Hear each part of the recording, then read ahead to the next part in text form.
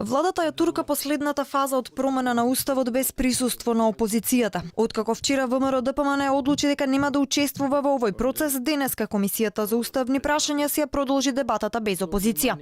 Ставот на ВМРО ДПМН вчера беше дека референдумот на 30 септември го кажал последниот збор на граѓаните, дека Преспанскиот договор бил неуставен, а со самото тоа и целата процедура за промена на уставот била кршење на уставот и непочитување на волјата на народот.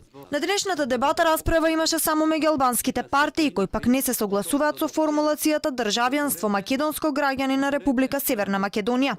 Тоа според нив создавало поделба на граѓаните на македонци и останати и јасно покажувало кои се собствениците на територијата и државата, а кои биле само гости.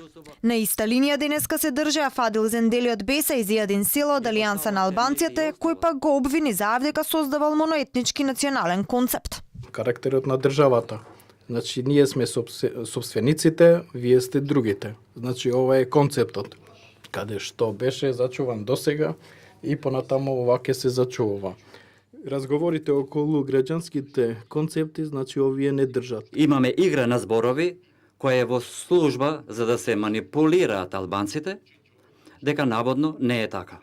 Османин ова реплицираше дека интервенциите на амандманите биле направени согласно Преспанскиот договор, додека етничките прашања пак биле опфатени со Охридскиот рамковен договор, кој пак ќе стане составен дел од Уставот на Македонија. До сега нема поднесено нови амандмани на веќе утврдените. Поднесени се само 7 амандмани на Уставниот закон од страна на Беса, Алијанса на албанците, СДСМ и независната пратеничка група од ВМРО ДПМН.